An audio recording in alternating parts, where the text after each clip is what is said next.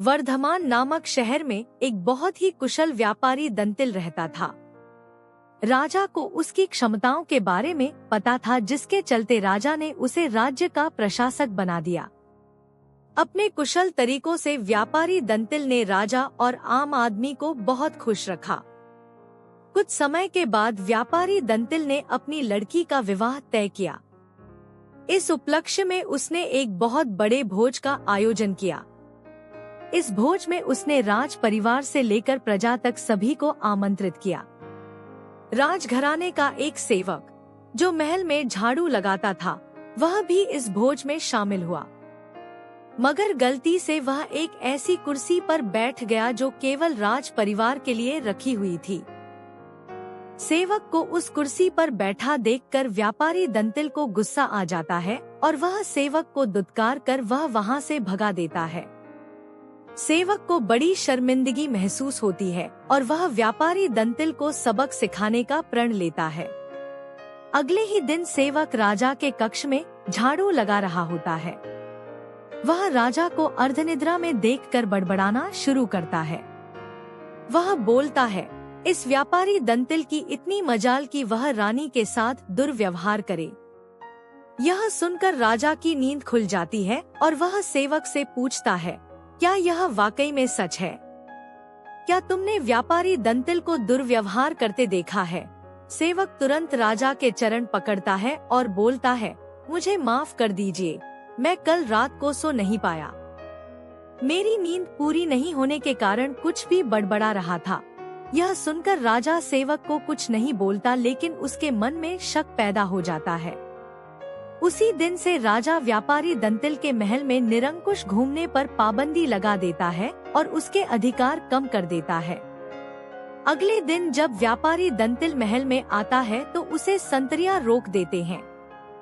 यह देखकर व्यापारी दंतिल बहुत आश्चर्यचकित होता है।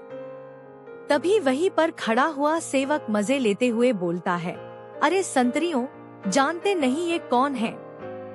ये बहुत प्रभावशाली व्यक्ति हैं जो तुम्हें बाहर भी फिंकवा सकते हैं, ठीक वैसे ही जैसा इन्होंने मेरे साथ अपने भोज में किया था।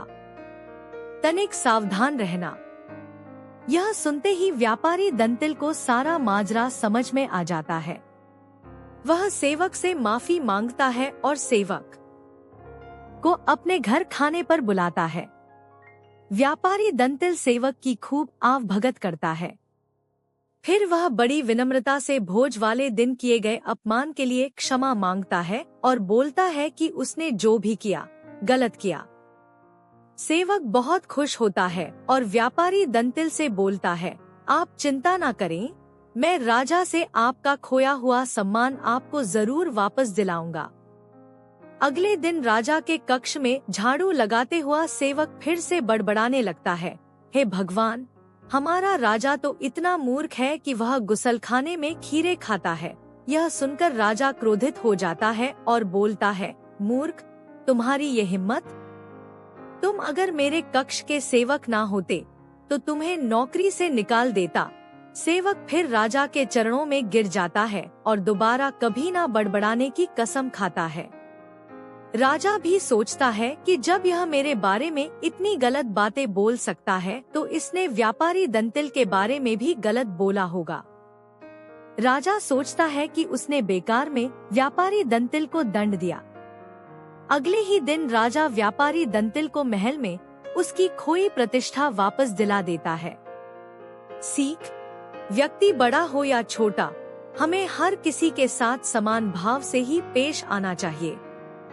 दमनक से यह कथा सुनकर संजीवक ने कहा, ठीक है, तुम जो कहते हो वही करूँगा। तब दमनक उसे साथ लेकर पिंगलक के पास आया। बोला, महाराज, मैं संजीवक को ले आया हूँ। संजीवक ने भी पिंगलक को नमस्कार किया और पास ही बैठ गया। पिंगलक ने संजीवक बैल के ऊपर अपना दाहिना हाथ रखते हुए पूछा, आप इस वन में कहाँ से आए हैं? यहाँ कुशल से तो रहते हैं? संजीवक ने अपनी सारी कथा उसको सुना दी। पिंगलक ने उसकी कथा सुनकर उससे कहा कि तुम निडर होकर मेरे द्वारा सुरक्षित इस वन में विचरण करो। इसके बाद पिंगलक ने अपने जंगल का राजकाज नए मंत्रियों कटक और दमनक को सौंप दिया और खुद संजीवक के साथ आनंद से रहने लगा। संजीवक ने कुछ दिनों में ही अपनी बुद्धि के प्रभाव से जंगली पिंगलक की हिंसक आदतें छुड़ाकर उसे ग्राम्य धर्म में लगा दिया। पिंगलक भी उसकी बातों में रुचि लेने लगा। उसकी हिंसा की वृत्ति समाप्त हो गई। वह अब हरिणों और दूसरे जानवरों को अपने नजदीक नहीं आने देता था। कटक और दमनक को भी दूर ही दूर रखता था। परिणाम यह हुआ कि सिंह के शिकार से बचे हुए भोजन से ही पेट भरने वाले छोटे छोटे जानवर भूख से व्याकुल हो गए। कटक, दमनक और दूसरे जानवर इस स्थिति पर चिंता करने लगे।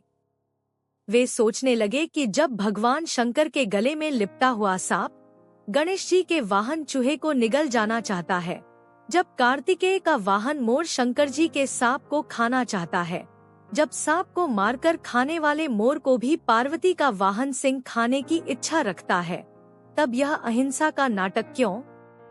दमनक ने कटक से कहा, अरे भाई, अब तो पिंगलक और संजीवक में ऐसी प्रगाढ़ मित्रता हो गई है कि पिंगलक हम लोगों से विमुख ही हो गया।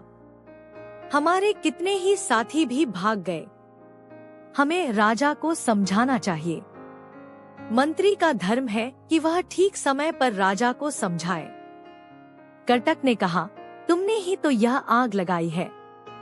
तुम्ही ने इस घास चरने वाले जानवर को हमारे स्वामी का मित्र बनाया है। दमनक बोला, यह सच है।